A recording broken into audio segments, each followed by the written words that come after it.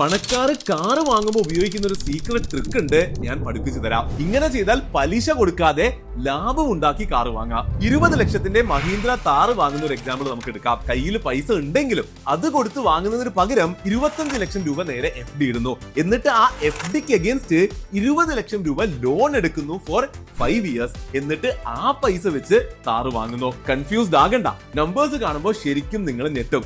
ഈ 25 ലക്ഷം രൂപ 6% ഇൻട്രസ്റ്റ് കിട്ടുന്ന FDയിൽ കിടക്കുന്നത് കൊണ്ട് 5 വർഷത്തിൽ അത് 34 ലക്ഷം രൂപയാകും. 30% ടാക്സ് ഉണ്ടെന്ന് വിചാരിച്ചാലും നിയർലി 6 ലക്ഷം രൂപ ഗ്രോത്ത് കിട്ടും. അതേസമയം എടുത്ത ലോണിന് ഇൻട്രസ്റ്റ് റേറ്റ് ഉണ്ടാവുക FD ഇൻട്രസ്റ്റ് റേറ്റിന്റെ 1% കൂടുതലായിരിക്കും, അതായത് 7.5%. അപ്പോൾ EMI വരിക 40,076 രൂപ. 5 വർഷത്തിൽ ടോട്ടൽ ഇൻട്രസ്റ്റ് അടക്കുക നിയർലി 4 ലക്ഷം രൂപ മാത്രമാണ്. അപ്പോ 6 - 4 നിയർലി 1.5 ലക്ഷം രൂപ ലാഭം.